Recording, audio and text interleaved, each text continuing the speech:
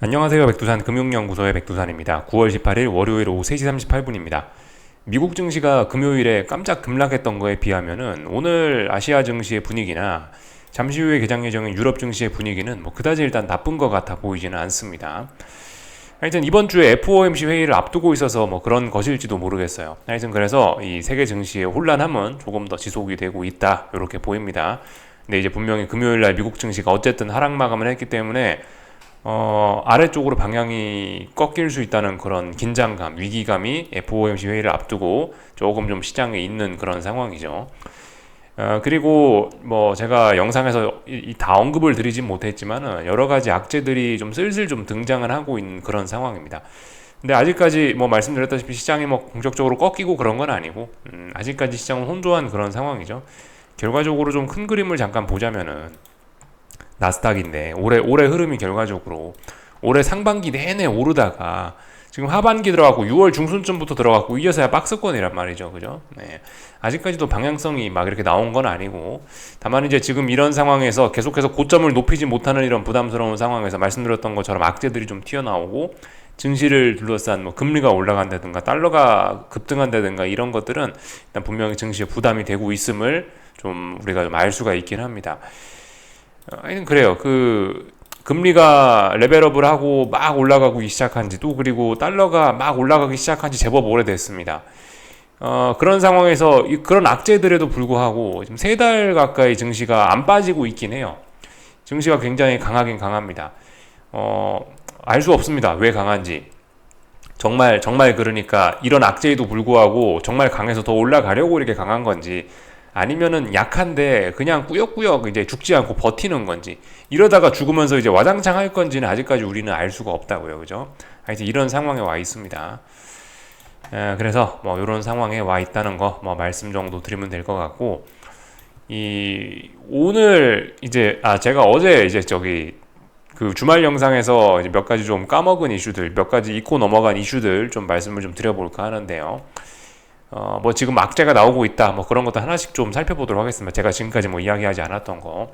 뭐 일단은 뭐 미국에서 자동차 파업 있다는 거, 이 이야기 조금 좀 되긴 됐죠. 뭐 이런 것들이 뭐 시장에 좀 악영향을 미치고 있긴 합니다. 이게 뭐 결정적이다, 뭐 그런 거는 뭐 잘 모르겠는데, 결정적이고 그런 이슈는 아닌 것 같은데, 분명히 일단 근데 시장의 압력을, 안 좋은 압력을 가하는 뭐 그런 안 좋은 재료이면 틀림없죠. 그죠? 알고는 넘어가자고요. 그리고 요것도 좀 악재라고 보시면 좋을 것 같은데, 요건 딱 어떤 영향을 미치는 구체적인 그런 악재는 아니고, 시장에 전반적으로 악영향을 미치는 만성적인 악재, 요런 거라고 좀 생각을 할 수가 있겠는데, 그 자사주 쇼핑이 이제 팬데믹 끝나고 나서 거의 최저치라고 합니다. 왜 그러냐? 고금리로 인한 금리 비용 상승의 원인이라고 합니다. 여러분들 다 아시다시피 애플을 비롯한 이런 회사들이 돈을 많이 벌었는데, 그 돈으로 할 게 없으니까 결국 자기 주식을 사서 그거 매각해갖고, 그래서 주가가 요즘에 최근에 많이 오르고, 최근이 아니죠. 지난 몇 년간 그래서 주가가 굉장히 강세를 보였던 그런 현상들 많이 좀 기억하실 겁니다. 자사주 매입이 굉장히 어떤 시장의 강세를 이끄는 한 큰 축이었는데, 근데 이게 흐름이 좀 바뀌어가고 있는 것 같긴 해요. 왜 그러냐? 역시 고금리가 좀 문제가 되는 것 같긴 합니다. 생각해보니까, 그죠? 금리가 높아지면, 예를 들어 뭐 미국 국채 투자했을 때 수익률이 높아지고, 뭐 아니면 뭐 은행 예금 금리가 높아지고, MMF에 넣었을 때 MMF의 금리가 높아지고, 이렇게 되면은 자사주 매입을 할 만한 그런 동기가 좀 떨어지는 게 맞겠죠. 자사주 매입 뭐 한다고 하겠습니까? 그냥 MMF에 돈 넣어도, 아니면 미국 국채에 투자해도, 아니면 뭐 은행에 돈 넣어놓으면 금리가 어마어마하게 많이 주는데, 그죠? 그런 식으로 좀 생각을 해볼 필요가 있을 것 같아요. 그래서 높은 금리가 결과적으로 이 자사주 쇼핑마저 끝내는 이런 일을 만들어내고 있는 게 아닌가 좀 싶습니다. 이런 것 때문에 지금 애플이 약하고 뭐 그런 것일지도 몰라요. 예. 이런 점들 좀 우리가 좀 깊게 생각해 볼 필요가 있는 것 같습니다. 실제로 그래서 오늘 어떤 데이터를 좀 보기도 했는데, 어쨌든 이것도 고금리의 영향이겠죠. 그죠? MMF로의 자금 쏠림이 지금도 어마어마하긴 하더라고요. 제가 어디서 자료를 봤는데 그 자료를 또 못 찾아갖고 그냥 말로만 말씀드리는데, 하여튼 MMF로의 자금 쏠림이 계속해서 강화가 되고 있다는 거 좀 우리가 기억을 해놔야 될 것 같긴 합니다. 은행 예금으로 가는 게 아니고 MMF로 가고 있다. 이게 이제 올해 3월에 미국 지역은행들 망하고 나서 나타난 어떤 그런 특징들이긴 하죠.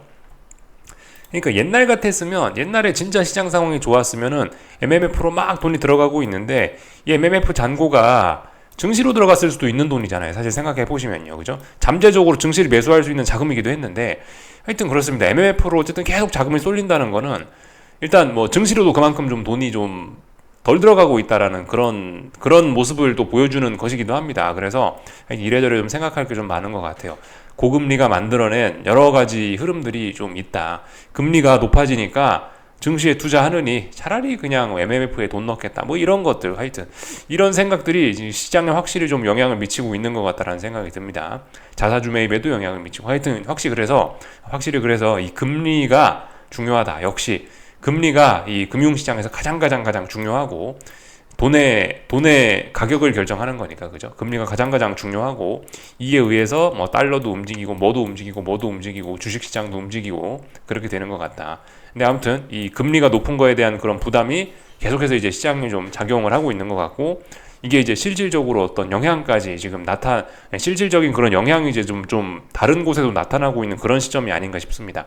고금리가 워낙 오래 지속됐잖아요. 그죠? 10년물 국채금리 이런 거 보시면 계속해서 막 금리가 4.3 이 정도 수준에서 거의 지금 얼마나 오래 머물렀죠? 4.3에서?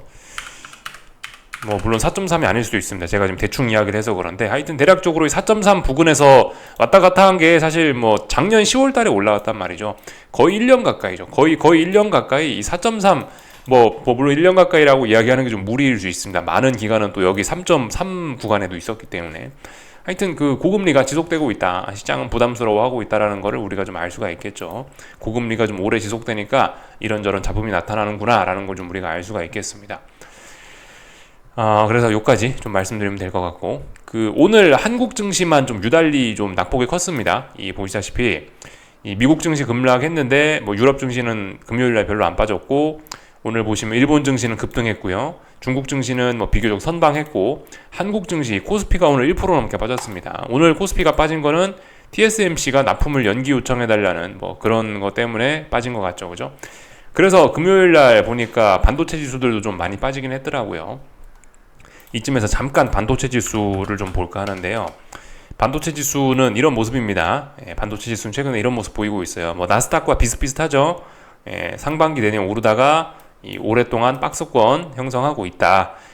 근데 어쨌든 지금 뭘 하고 있느냐, 어떤 중요한 지지선, 전저점 부근, 어떤 직전저점 부근까지 내려와서 지지력을 논할 수 있는 그런 자리까지 내려온 겁니다. 근데 아무튼 악재가 나오긴 했죠. 뭐 TSMC가 어쩌고저쩌고 해서 TSMC가 뭐 앞으로 뭐 경기가 안 좋아질 거다, 그런 이야기를 했다라고 합니다. 글로벌 반도체 수요가 둔화할 것으로 보고 납품업체에 납품 연기를 요청했다라고 하고 있죠. 앞으로 일단 미래를 별로 안 좋게 보고 있다라는 이런 소식이 나오면서 일단 반도체 지수도 좀 하락하고 반도체가 좀 많이 빠졌다라고 합니다. 금요일 날요. 하여튼 그래서 급락을 했는데, 일단 중요한 지지선 부근까지 내려와서 본격적으로 이제 지지력을 테스트할 예정인데, 일단 고점이 많이 낮아졌다, 이런 걸 우리가 좀 볼 수는 있겠습니다. 근데 아직까지는 방향이 결정된 건 아니죠, 그죠? 방향이 아래쪽으로 꺾일 수 있어라는 어떤 위기감이 등장을 한 것은 맞지만, 아직까지는 그냥 수렴형 혹은 뭐 박스권 이렇게 볼 수가 있을 겁니다. 방향이 아직 구체적으로 나온 건 아니죠. 하여튼 반도체가 흔들리니까 오늘 삼성전자가 크게 흔들렸다. 그래서 삼성전자 하나만 믿고 가는 코스피가 크게 흔들렸다. 이렇게 일단 생각하실 수가 있겠습니다. 그래서 뭐 여러 가지 악재들이 있다라는 말씀 좀 드려봤고요.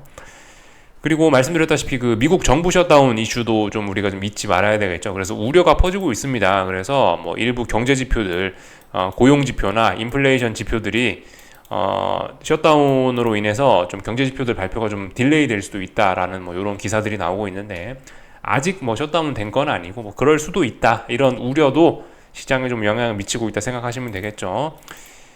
그리고 뭐 말씀은 또 그리고 일단 바로 코앞으로 다가온 FOMC 회의도 좀 어떤 뭐 부담으로 좀 작용을 할 수 있는 거고, 뭐 그런 상황입니다. 여기까지 일단 좀 보면은 될 것 같아요. 전반적인 건 다 봤고요. 저기 오늘 아시아 장중에 오늘 한국 증시 열려있는, 특히 아침 시간에 잠시 금리가 급등을 하긴 했었어요. 10년물 국채금리인데요. 장중에 잠깐 급등하면서 보시다시피 고점이 높아졌었죠. 4.4 터치하고 내려왔죠. 그리고 2년물 금리도 그렇습니다. 2년물 금리의 급등은 조금 더 심했는데요. 2년물 금리는 5.3까지 올라갔다가 윗꼬리를 지금 길게 달고 있는 이런 상황입니다. 그래서 2년물 금리 같은 경우는 지금 보시다시피 전고점이 여기인데 고점을 엄청나게 높여놓긴 했습니다. 이런 것들이 좀 시장의 불안 심리를 좀 일부 만들어냈을 수 있습니다. 근데 이게 직접적인 영향을 미쳤습니다라고 말씀드리는 건 아니고요. 이런 건 이제 투자 심리에 좀 영향을 미쳤을 것 같다라는 이야기 정도만 일단 드릴게요. 일단 저의 생각은 그렇습니다. 오늘 오전 중에 이제 저런 일이 있었는데 갑자기 안 그래도 저도 보다 놀랐어요. 그냥 우연찮게 그냥 10년물 금리를 잠깐 보니까 막 엄청나게 급등을 하고 있더라고요. 이거 뭐지 싶었는데 일단은 아직까지는 큰 의미를 부여하기는 좀 어려울 것 같습니다. 이 선물도 안 그래도 그래서 같이 봤거든요. 이게 이제 미국 10년물 국채 선물인데 보시면 국채 선물은 그냥 멀쩡했단 말이죠. 별로 변동성이 없었어요. 금리가 이렇게 급등을 했으면 국채 선물도 막 대폭락하고 이런 게 원래 정상적인 모습일 텐데 근데 금리만 올라가다 또 금방 떨어지고 이 보시면 선물은 가만히 있었단 말이죠. 그래서 이거는 일단 오늘 오전에 있었던 이런 금리 급등에 일단 큰 의미를 부여하기는 좀 어려울 것 같다라는 생각이 일단 들었습니다. 이건 제 개인적인 생각엔 약간 그냥 이제 좀 오버슈팅이 아닌가. 그냥 좀 일시적인 거래량 부진한 종목들 보시면 간혹가다 막 확 가격이 튀는 그런 것들을 보실 수 있죠. 주식시장에서도요. 약간 좀 그런 움직임이 아닐까 싶긴 합니다. 누군가 뭐 주문 실수한 게 아니야. 뭐 약간 좀 그런 느낌이 좀 들긴 해요. 근데 이제 그럼에도 불구하고 제 생각에 이거는 2년물 국채 금리는 조금 좀 의미가 있지 않을까 싶긴 해요. 하여튼 고점을 높이긴 높였다. 조금 좀 의미는 좀 있을 것 같긴 합니다. 근데 일단은 오늘 일단 저녁까지 좀 봐야 될 거고 하여튼 그렇다. 미국 금리 미국 금리가 이렇게 움직였던 시간이 오늘 한국 시간 아침이잖아요. 한국 아침 시간이잖아요. 한국 아침 시간에 미국 사람들 다 자고 있단 말이죠. 그러니까 그때 거래량 없을 시간에 좀 잠깐 튄 거라 뭐 큰 의미를 부여하기는 일단 어려울 것 같다. 다만 고점은 높였었기 때문에 앞으로 어떻게 될지 좀 오늘 밤부터 해서 좀 잘 지켜볼 필요가 있을 것 같다 싶습니다. 하여튼 분명히 금리가 급등하는데도 불구하고 뭐 증시도 그렇고 이 국채 선물도 그렇고 별일은 없더라고요. 그래서 일단은 뭐 큰 의미는 안 부여하는 게 좋을 것 같다. 근데 일단 분명히 이렇게 금리가 중간중간에 튀는 걸 보면은 뭔가 좀 시장의 좀 분위기가 좀 그렇게 예전까지 좋지는 않은 것 같다는 생각이 듭니다. 이 정도 일단 보면 될 것 같아요. 뭐 일단 큰 영향은 미치지 않았다. 이 정도 말씀드리고 이 정도 말씀드리면 될 것 같고요. 유럽 증시는 일단 뭐 하락 출발 예정인데 뭐 낙폭이 일단 그렇게 크진 않고 뭐 그런 상황입니다. 하여튼 다들 혼조한 그런 상황이고 일본 증시는 그래서 이제 오늘 무슨 일이 있었냐 급등을 했네요. 그죠? 이게 그러니까 슈팅이 좀 걸린 모습인데 슈팅이라는 게 아시다시피 좀 비이성을 좀 약간 끼고 있단 말이죠. 이 이성적인 어떤 논리적인 흐름에서 조금 벗어난 게 슈팅성 흐름인데 슈팅은 이 논리에서 살짝 벗어났기 때문에 한 번 슈팅이 나올지 두 번 나올지 세 번 나올지 네 번 나올지 이게 어떻게 될지 알 수가 없단 말입니다. 그러니까 이거는 그냥 뭐 투기꾼들 자기네들 마음이에요. 제 생각엔 오늘 일본 증시는 여기서 꺾일 수도 있었지만 한 번 더 올라가자. 그냥 약간 투기적인 영향이 좀 더 강하게 강하게 나와서 그런 것 같다라는 생각이 듭니다. 그래서 전고점에 바싹 다가섰죠. 전고점에 바싹 다가섰고 슈팅을 이어나가는 거라 제 생각에 일단 뭐 여전히 뭐 하방 투자에 대한 아이디어는 가져보는 게 맞긴 맞는 것 같습니다. 근데 계속해서 말씀드리죠. 고점 잡으려 그러면 안 된다고요. 음봉이 나오거나 상승이 쉬어가면 하방을 진입을 해야 된다. 이런 이야기를 하고 있죠. 하여튼 아직까지 이 전고점 여기를 넘어가지 않은 상태에서 급등하는 거는 이건 좀 일단 색안경을 끼고 볼 필요는 있을 것 같습니다. 그리고 잊으시면 안 되는 게 신고가죠. 그죠? 이거 월봉입니다. 일본 니케이 지수 월봉인데 좋아 보여요. 좋아 보이는데 여기만 보면 안 되죠. 쭉 보면은 지금 어떤 자리냐면은 여기가 이제 89년도 역사적으로 일본이 가장 잘 나갈 때의 그때 상황, 그때 지수의 레벨대입니다. 지금 그때 그 오버슈팅했던 그때 89년도에 오버슈팅했던 그 레벨대에 지금 있는 거예요. 그렇기 때문에 이거는 이제 지금 이 자리에 싸우고 있는 건 굉장히 좀 중요한 그런 의미가 있는 겁니다. 그러니까 일본이 지금 이런 자리에서 지금 일단 거래가 되고 있다는 게 지금 이제 뭘 의미하는 거냐면은 이제 일본 경제가 88년, 88년에 그런 엄청난 버블을 딛고 레벨업을 하느냐 마느냐를 지금 결정하는 지금 그런 중요한 순간에 와 있는 거예요. 그렇기 때문에 이 자리를 넘어서 확실히 이제 일본 증시가 좀 레벨업이 되고 이 89년, 88년에 있던 이런 버블을 극복하는지, 그죠? 지금 이제 그런 걸 테스트하고 있는 그런 과정이라고요. 근데 이제 그 와중에 이제 많은 논쟁이 있겠죠. 뭐 지금 뭐 여전히 뭐 물가 상승률은 뭐 3%대지만 그것조차 안심을 할 수 없어 계속해서 완화 정책을 펴고 있고, 뭐 하여튼 뭐 일본의 뭐 여러 가지 뭐 어려운 경제 상황, 일본도 좀 어려운 상황이 있지 않습니까, 그죠? 뭐 물론 요즘 잘 나간다라고 하지만 지금 잘 나가는 게 88년, 89년 보다 잘 나가는 게 맞냐라는 걸 이제 검증하는 그게 이제 지금이라는 겁니다. 그래서 지금 어쨌든 굉장히 기술적으로 중요한 때다. 여기만 보면 안 된다라는 겁니다. 여기만 보면 이제 아무런 문제가 없죠. 더 올라간다 그런 그림인데, 이 지금 이 88년, 89년에 이제 이 자리를 검증하고 있는 자리이기 때문에 굉장히 이제 큰 고민이 될 수 있는 그런 자리입니다. 여기서 삐끗 잘못하면 이제 일본 증시는 뭐 그냥 이거 그 다시 월봉으로 돌아온 건데, 일본 증시는 여기서 삐끗 잘못하면 그냥 이제 만년 이제 30년 박스권으로 또 이렇게 갈 수도 있는 거예요, 그죠? 잘 생각해 보셔야 될 그런 자리입니다. 하여튼 뭐 일단 좀 슈팅이 나온 것 같다. 아직까지는 근데 말씀드렸다시피 저기 중요한 고점을 넘어간 건 아니기 때문에, 여기 넘어가지 않은 상태에서 나온 뭐 그런 급등이기 때문에 이렇게 일단 색안경을 끼고 보는 게 좋을 것 같다. 이거 오버슈팅일 가능성이 높지 않겠냐, 그 정도로 그냥 보시는 게 좋을 것 같긴 합니다. 여기까지 봤고요. 엔화는 뭐 보이다시피 전고점 사실상 이제 돌파 한착 할 거긴 한데 그냥 조정 나오는 것 같아요. 조정 위쪽으로 올라갈 생각이 더 있다. 엔화 약세는 계속될 것 같습니다. 엔화도 지금 보시다시피 그래서 좀 그죠? 하여튼 그 무거운 전고점 자리 부근까지 와서 조금 상승이 둔화되고 있긴 한데, 일단 지금 이런 모습 보면 언제든지 급등도 할 수 있는 그런 상황이 되어 있긴 합니다. 엔화 약세 뭐 일단 계속 지속되고 있다는 거 보시면 될 거고요. 위안화는 오늘 약세, 위안화 약세 나왔네요, 그죠?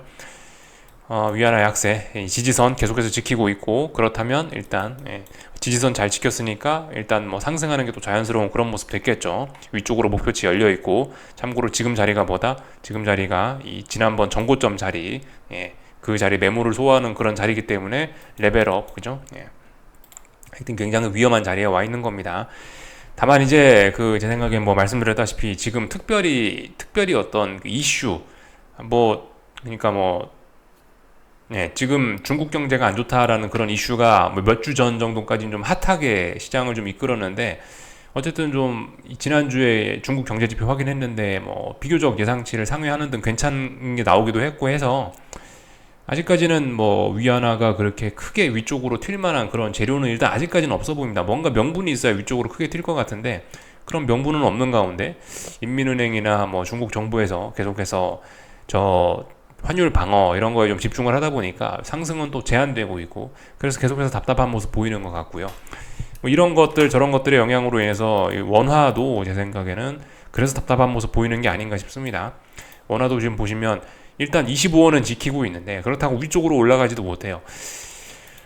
이런 것 저런 거에 영향을 많이 받아서 이런 것 같기도 하고, 하여튼 이 보면 한국은행이나 뭐 하여튼 한국도 무지하게 환율 방어를 지금 하고 있는 것 같다는 생각이 들어요.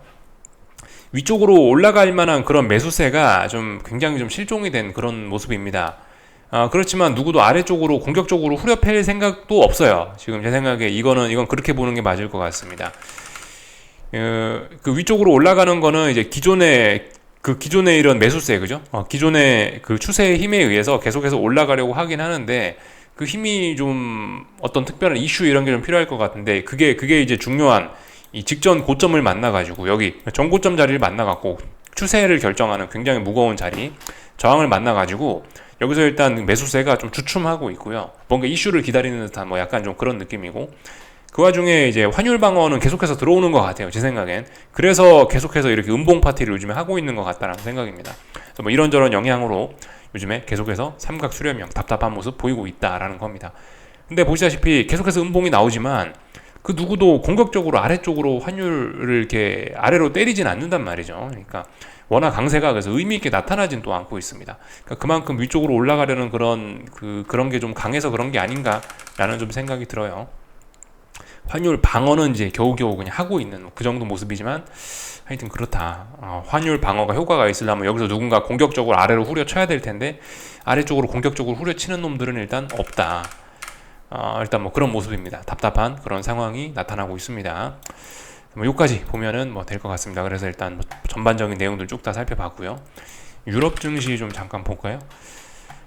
잠시 후 뭐 개장 예정인데 그죠? 위쪽에 저항 테스트 하고 있습니다. 독일 증시 그죠? 예, 그래서 답답한 구간이다. 예, 미국 증시가 좀 금요일날 좋았으면 그래도 돌파 시도했을 텐데 미국 증시 분위기가 안 좋아가지고 내려왔다. 더군다나 FOMC 회의 있으니까 이제 몸살이자 뭐 이런 반응인 것 같습니다. 쭉 다 살펴봤고요. 한국 증시 오늘 보시자면은 그 TSMC 그 이슈 때문에 반도체가 삼성전자가 물 말아 먹으면서 코스피가 전일 상승을 완전히 다 되돌렸습니다. 전일 시가 붕괴시켰잖아요. 뭐 물론 이게 엄청난 갭상승 출발이기 때문에 사실 그 340에서부터 출발해서 348까지 하루에 10포인트 오른 거긴 한데, 근데 뭐 그래도 사실상 이 시가를 붕괴시켰으면은 이 별로 일단 지키겠다는 의지는 없는 걸로 일단 보여집니다. 그래서 340 오늘 그 9월 15일 날 시가 343인데요. 일단 이 자리 붕괴시킨 걸로 봐서 일단은 전일 상승 이 급등은 오버슈팅이었다. 만기일이 끝나고 나서 만기가 끝나고 나서 오버슈팅이 나온 거였다. 오버슈팅에 대한 되돌림이 나타난 거다. 이렇게 보는 게 좋을 것 같습니다. 그래서 분위기는 일단 급속히 좀 안 좋아지고 있는 거고요. 그래서 뭐 일단 이 정도면 연속적인 좀 하락을 좀 기대할 수 있는 자리가 되긴 됐는데, 근데 말씀드렸다시피 뭐 일단 FOMC 회의 직전까지 지금 딱히 뭐 눈에 띄는 그런 이슈는 없죠. 눈에 띄는 이슈는 없고, 그리고 계속해서 이런 답답한 구간 안에 매물대가 워낙 많은 구간 안에 있다 보니까 뭐 특별히 일단 뭐라 말씀은 잘 못 드리겠습니다. 그래서 일단 지켜보자. 일단 위쪽에 저항은 확인했네. 그 정도 이야기만 드리면 될 것 같아요. 코스닥은 오늘 코스피가 좀 빠지니까 좀 의외로 좀 많이 강세를 보였네요. 그죠? 오늘 그러니까 그 삼성전자가 빠지는 게 TSMC 이슈가 좀 한국에 많은 영향을 미쳤던 것 같습니다. 반도체가 빠지니까 2차 전지라도 사자 그러면서 에코프로 친구들이 좀 강했던 그런 모양인 것 같아요. 근데 일단 약합니다. 예, 일단 뭐 코스닥도 별로 그렇게 힘이 좋지는 않아요. 오늘 결과적으로 뭘 했냐? 위쪽에 저항, 직전 고점 여기 있죠? 예, 여기가 중요한 자리 저항이었는데 직전 저점 자리라고 표현하는 게 맞겠죠, 그죠? 직전 저점 자리 지금은 붕괴시켰으니까 이 자리가 저항이 됐는데 저항을 테스트를 했는데 일단 매도세를 확인했다, 그죠? 저항을 확인했습니다. 의미 있는 매도세를 하긴 뭐하고 일단 좀 계속해서 코스닥은 약하다 이렇게 보시면 좋을 것 같습니다. 얼추 다 봤고요. 오늘은 또 외국인이 선물을 1조 원 가까이 9,200억을 매도했는데 연속성 그러니까 기대하는 게 좀 어려울 수 있다고요. 일단 뭐 추가로 더 하락하는 게 일단 자연스러운 그런 그림이긴 한데 솔직히 뭐 잘 모르겠는 그런 구간입니다. 그냥 입 다물고 지켜보려고요. 그래서 혼조한 구간인데 뭐라 하겠습니까, 그죠? 하여튼 오늘 삼성전자, 하이닉스 반도체 지수들이 오늘 반도체 종목들이 빠지면서 에코프로 친구들이 조금 반등이 좀 들어온 모양이다. 근데 의미 있는 반등이라기보다는 그냥 그 매도세가 그냥 약해졌다. 예. 그냥 빠지지만 않고 버티고 있다. 뭐 그 정도로 보시면 될 것 같습니다. 삼성전자는 지금 보시면은 오늘 72,000원대 저항이 있음을 그죠 확인했죠. 하여튼 쭉쭉 잘 빠지고 있는 거고요. 다중고점형 그죠? 그 지난번에 말씀드렸던 것처럼 급등을 하면 뭐하냐, 박스권 안에서 급등하면은 큰 의미가 없을 수 있다라는 말씀드렸죠. 하여튼 좀 또 하나의 고점을 확인한 것 같고요. 고점이 이렇게 좀 낮아지는 그런 모습이 등장한 것 같습니다. 하여튼 지난번에 장대항공 분명히 의미는 있죠, 그죠? 그냥 죽을 수도 있었는데 그냥 여기서 죽었으면 대폭락인데 그냥 죽지 않고 한번 꿈틀했잖아요. 꿈틀하면서 시간을 번 겁니다. 그러니까 일단 뭐 시간을 벌었죠. 다시 한번 이 자리를 검증하는 요만큼의 시간을 벌었고, 이 와중에 이제 다시 한번 고점 테스트를 하고 있는데 이번에 이제 이런 자리를 잘 안착하면서 계속 고점이 높아지는 모습을 보였으면 긍정적일 수 있는데 일단 고점이 낮아지고 있고 오늘 일단 어딘가를 일단 오늘 뭐 하락을 하고 있으니까 일단 모습이 별로 좋지는 않은 겁니다. 그죠? 그 직전 저점 여기가 중요한 자리겠죠. 한 7만원 자리가 중요하겠죠. 7만원 자리 붕괴되면은 이제 이 양봉은 완전히 다 되돌릴 수밖에 없다. 이렇게 일단 보시면 될 것 같습니다. 아직 7만원 붕괴된 건 아니죠. 네. 여기서 하여튼 근데 또 살아날 수도 있는 거예요. 이렇게 어떻게 될지 모르는 겁니다. 일단 이렇게 박스권 생각하셔도 무방할 것 같아요. 다 봤고요. 뭐 하이닉스는 뭐 비교적 강하게 잘 버티고 있고 뭐 그런 모습이라 하여튼 하이닉스 강하고요. 그 저점과 저점 높아지고 있고 고점과 고점 뭐 비교적 뭐 잘 가고 있어서 특별히 뭐 드릴 이야기는 없습니다. 하여튼 뭐 지금 말씀드렸다시피 방향성이 정확하게 나온 건 아니고 이제 혼조한 그런 구간이죠. 혼조한 그런 구간이고 거의 뭐 6월 중순, 뭐 6월 초부터 해서 지금 이제 9월 중순인데 거의 뭐 세 달을 지금 이제 이렇게 뭐 옆으로 횡보를 하면서 방향성을 좀 아직도 탐색하고 있는 과정인데요. 그래서 좀 시간이 좀 오래 걸리고 있습니다. 예. 너무 뭐 마음 급하게 먹을 거 없이 좀 하여튼 좀 느긋하게 좀 생각을 하셔야 될 것 같고요. 뭐 지켜보는 수밖에 없죠, 그죠? 미국 증시도 사실 지금 혼조해요. 어쨌든 그 금요일 날에 장대 음봉을 보여줬기 때문에 오늘도 좀 연속적으로 좀 하락하는 게 자연스럽지 않겠냐 싶긴 한데, 근데 이제 뭐 그래봐야 밑에 지지선 있고, 그죠? 그래봐야 밑에 지지선 있고 이러기 때문에 일단 뭐 솔직히 어떻게 될지 알 수가 없는 상황입니다. 제 생각에 이제 뭐 지금 시장에 키를 쥐고 있는 거는 그 뭐 애플하고 금리 뭐 이런 거겠죠, 그죠? 애플이 지금 보시면 이번 주가 좀 이제 위험한 주가 됐습니다. 애플이 지난주에 결과적으로 여기 직전 저점, 여기 지지력 테스트를 했는데요. 물론 붕괴시키지는 않았지만 지지력이 없음을 확인했습니다. 아, 일단 매도세가 강하구나라는 걸 확인을 했고요. 그렇다면 이번 주에는 이제 붕괴되는 게 자연스러운 한 주가 되긴 될 텐데, 특별한 이슈가 없으면 붕괴가 될 것 같긴 한데요. 특별한 이슈가 있긴 있죠. FOMC. 그러니까 어떻게 될지 일단 좀 지켜봐야 되는 게 맞긴 맞겠습니다. 하여튼 약해져서 붕괴되려고 하는 애플.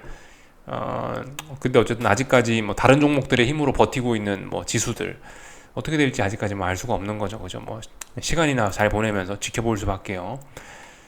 그래서 뭐 이런 점들 좀 말씀드리면 될 것 같고 뭐 지켜보자, 그죠? 예, 그리고 오늘 밤에 이 국채 선물 이런 것도 좀 잘 좀 보셔야 되겠고요, 그죠? 근데 지금 국채 선물 보셔도 근데 이 10년물 국채 금리인데 선물 보셔도 별로 일단 지지력은 없는 게 맞다라고 봅니다. 예, 별로 여기가 직전 저점 중요한 자리인데 별로 일단 지지력은 없어요. 그 전까지 직전 저점까지 내려와야 이제 여기가 이제 지지력이 있는 자리인데 일단 별로 지지력은 없다. 계속해서 일단 아래로 빠지고 있다. 이 이야기는 금리는 올라간다라는 이야기인데 하여튼 뭐 그렇습니다. 뭐 이런저런 점들 좀 잘 보자 말씀드리면 될 것 같아요. 국제유가 계속 올라가고 있죠, 그죠? 국제유가 올라가는 것도 계속해서 증시에 부담이 되고 있고 인플레이션 부담, 그죠? 네, 이런 거 주고 있다. 여기까지 보면 될 것 같습니다. 궁금한 거는 리플 남겨주시고요. 또 내일 아침에 뵙도록 하겠습니다. 여기서 마치겠습니다.